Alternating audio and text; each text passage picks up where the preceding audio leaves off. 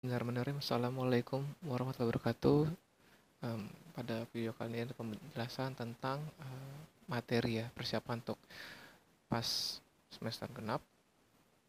Nah, yang pertama ini ada tentang jalur sutra. Jadi ada 3 materi tentang jalur rempah, kerajaan Hindu Buddha dan juga kerajaan Islam. Nah, yang pertama ini jalur rempah. Nah, awal itu dari jalur sutra dulu. Jalur sutra itu adalah jalur darat ya, menghubungkan kota perdagangan dari Tiongkok ke India.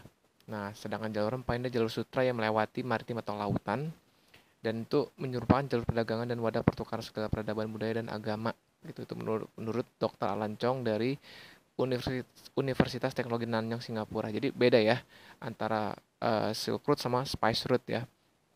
Oke, sekali lagi kalau Silk Road itu dia lewat darat ya.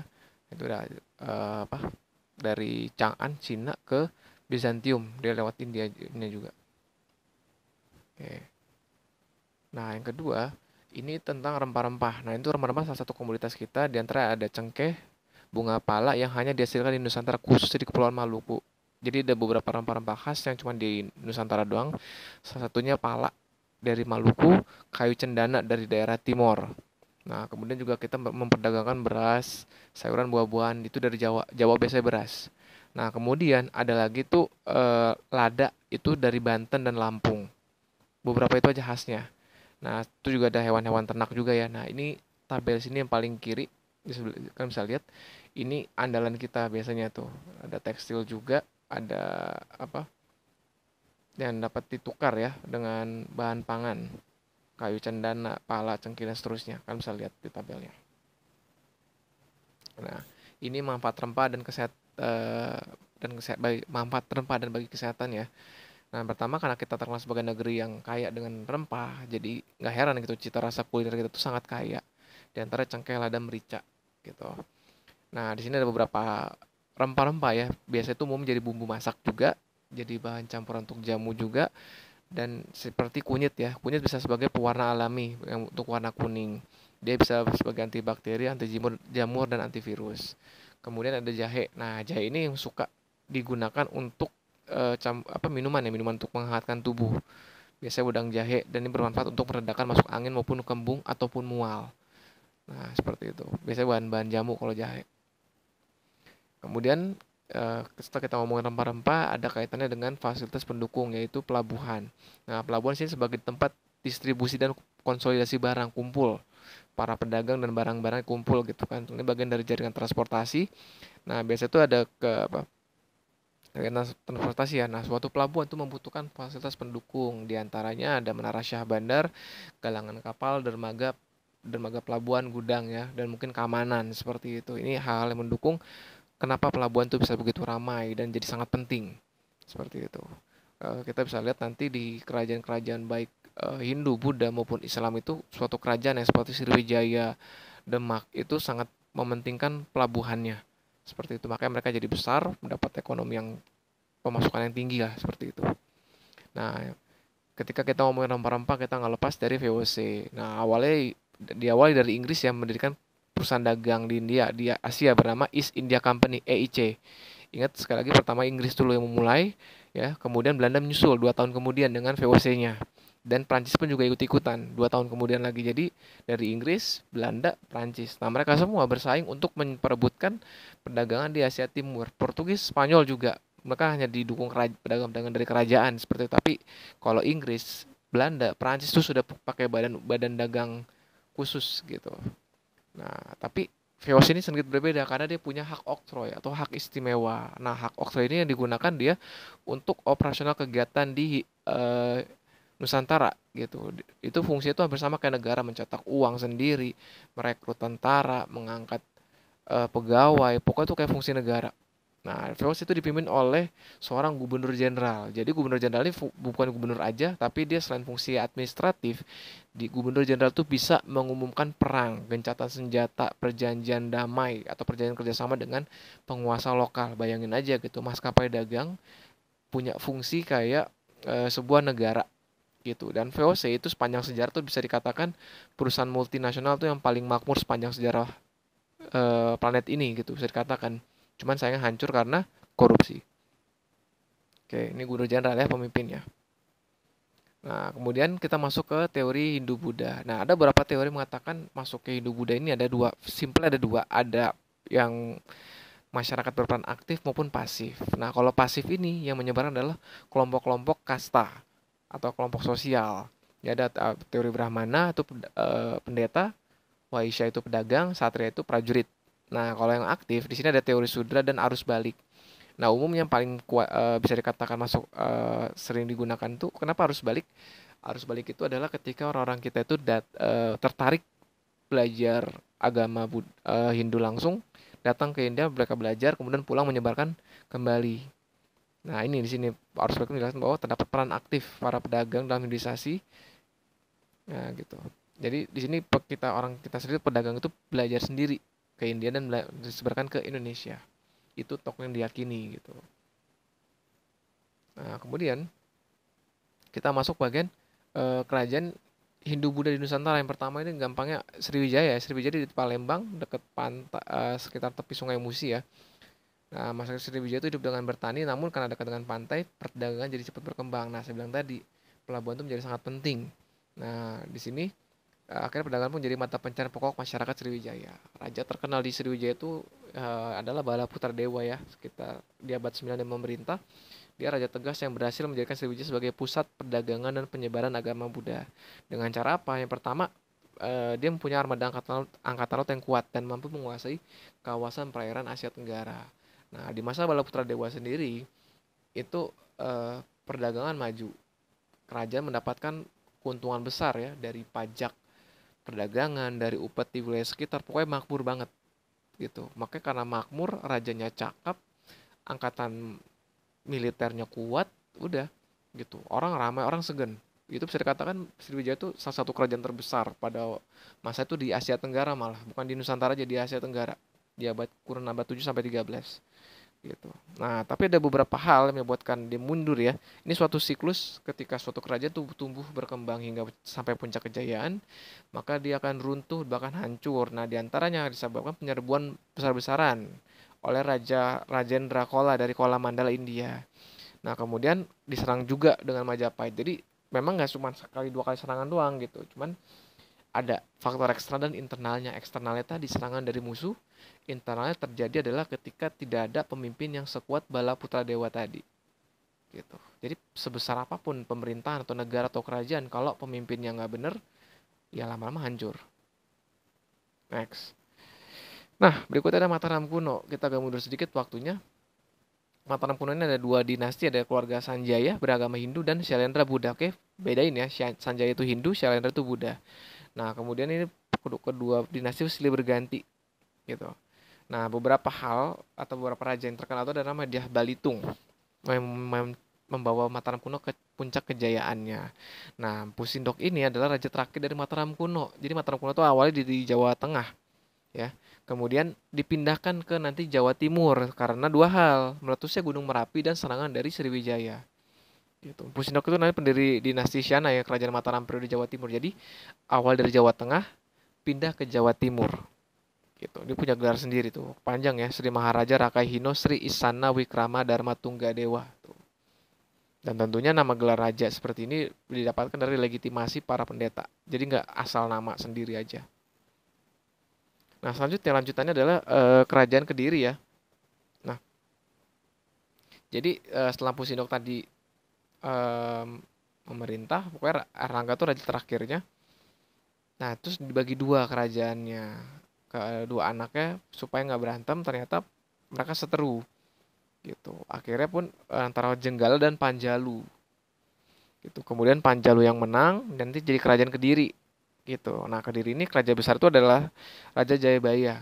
Itu dia terkenal banget dengan Jangka Jayabaya, suatu ramalan tentang masa depan Pulau Jawa. Mungkin saya pernah cerita di kelas juga ya tentang Pulau Jawa yang dikalungi besi. Masuk itu Pulau Jawa ada rel kereta apinya, ada pesawat, ada kapal yang bisa eh, terbang ya, atau kapal terbang sekarang seperti itu. Pokoknya untuk banyak hal tuh katanya cocok lah seperti itu.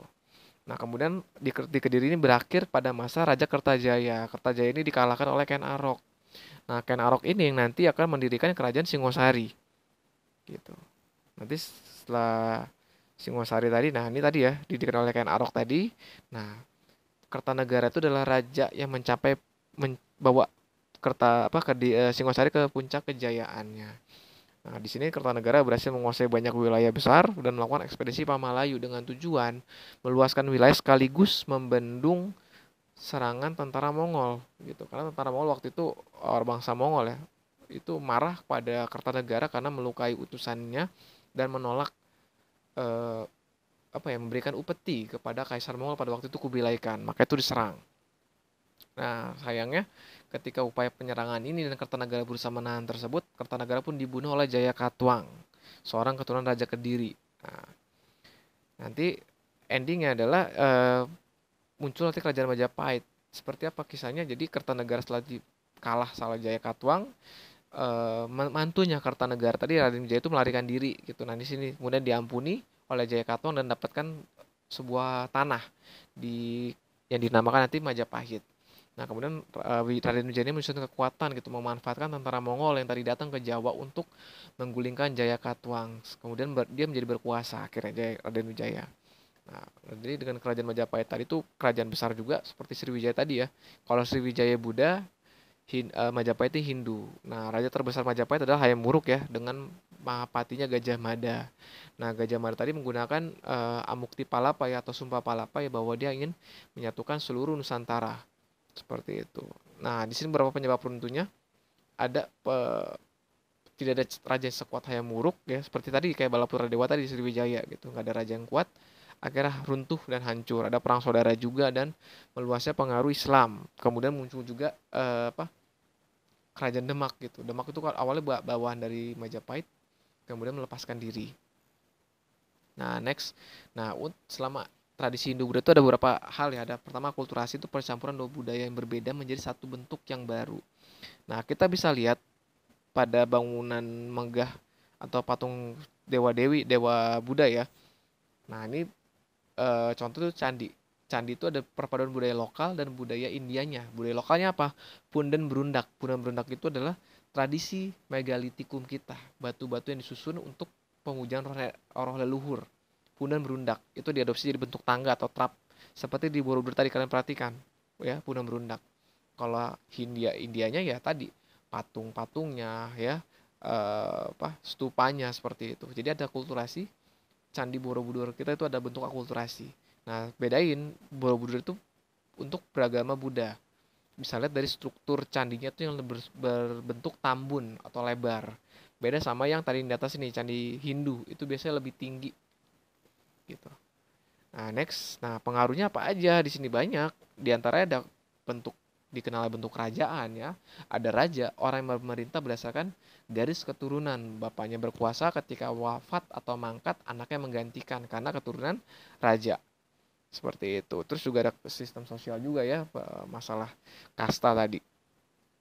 Yang penting kasta Brahmana gitu. Paling bawah ya Sudra, bahkan ada lagi Paria yang budak. Nah, kemudian kita membicarakan bagian terakhir dari masuknya Islam ke Indonesia ya. Ada beberapa teori. Nah, ini ada teori Gujarat, Persia, Arab, Bengal, bahkan teori pantai Coromandel. Nah, simpelnya adalah itu asal muasal para pembawanya gitu. Misalnya di teori Arab abad ke-7 tuh orang Islam sudah ada di pantai barat Sumatera. Ada gelar Syekh dan Al-Malik yang sama dengan di Arab. Termasuk juga mazhab Arab gitu. Gujarat ini dikatakan ada jalur perdagangan juga ya, ada mazhab Syafi'i dan kesamaan batu nisan Syekh Maulana Malik Ibrahim, salah satu wali Songo. Ada teori Persia. Nah, Persia ini yang dikatakan pada abad ada kesamaan antara tradisi dan budaya perayaan 10 Muharram. Seperti itu ada gelar raja itu Syah dan kemudian ada kan bisa baca lebih detail ya gitu. Intinya itu asal muasalnya. Nah, apa aja saluran proses Islamisasi di Indonesia? Ada banyak, ada perkembangan perdagangan, pernikahan, pendidikan, tasawuf, kesenian, dan wali songo. Nah, wali songo ini adalah para mubalik yang menyebarkan agama Islam khusus di Pulau Jawa. Di wilayah lain bagaimana Pak? Ada, gitu. Di Sumatera ada, di Kalimantan ada, di Sulawesi juga ada. Tapi lebih populer wali songo, gitu. Dia sangat berjasa besar untuk berdakwah Islam di Pulau Jawa. Nah, apa buktinya kalau Islam sudah di Indonesia? Ada catatan berita Cina, batu nisan Fatimah binti Maimun ya yang abad ke-10. Ada berita Marco Polo abad ke-13 yang mengatakan sudah ada kerajaan Samudra Pasai ya di sehingga diperlak waktu itu. Ada makam Sultan Malik Saleh, raja dari Samudra Pasai atau Sultan di Samudra Pasai. Cerita catatan Mahuan juga. Komplek makam. Nah, di sini kita bisa menceritakan gitu kalau abad 7 itu sudah ada komunitas pedagang di sekitar Kerajaan Sriwijaya gitu. Nah, tadi catatan Marco Polo gitu. Dan satu lagi itu ada batu nisan Fatimah binti Maimun ya di Gresik dia berangka 10 abad 10 kalau nggak salah. Seperti itu. Nah, ini 7 kerajaan Islam tertua ya. Yang pertama itu sudah jelas Samudra Pasai ya. Samudra Pasai, kemudian kalau yang di Jawa pertama itu Demak. Nah, itu bisa lihat infografisnya ya gitu. Nah, membicarakan itu mereka banyak meninggal di antara masjid-masjid biasanya atau keraton. Kayak Demak ada Masjid Agung Demak, Aceh ada Masjid Baitur Rahman seperti itu. Nah, berikutnya kita bicara Wali Songo. Nah, ini tadi sudah saya sampaikan para mubalik di Pulau Jawa ya, ada beberapa ciri khasnya, ada menggunakan media seni ya seperti Sunan Bonang, Sunan Sunan Kalijaga gitu, Sunan ada yang mengobati orang, ada yang sosial, ada yang membuka pondok pesantren. Dan satu lagi kebanyakan si Wali Songo itu kan ada di Jawa Tengah, Jawa Timur. Tapi ada salah satu wali yang berdakwah di Jawa Barat yaitu Syarif Hidayatullah atau Sunan Gunung Jati. Nah, beliau satu-satunya itu Wali Songo yang memimpin pemerintahan ya. Dengan berdirinya Kesultanan Demak Bintoro ya. Awal Demak kemudian dia mendirikan Kesultanan Cirebon. Seperti itu. Jadi Wali Songo itu ada ciri khasnya, ciri khas berdakwahnya. Sunan Kudus misalnya pendekatan dengan tradisi masyarakat, diantaranya larangan menyembeli sapi pada hari raya Idul Adha sampai sekarang di Kudus diganti kerbau gitu. Ada masjid Menara Kudus, masjid dengan menara bergaya Hindu seperti itu kan, bisa lihat nanti sambil jalan-jalan mungkin ya insya Allah. Nah, itu sekian penjelasan dari saya, semoga bermanfaat. Tetap belajar semuanya. Terima kasih, kurang lebihnya mohon maaf. Wassalamualaikum warahmatullahi wabarakatuh.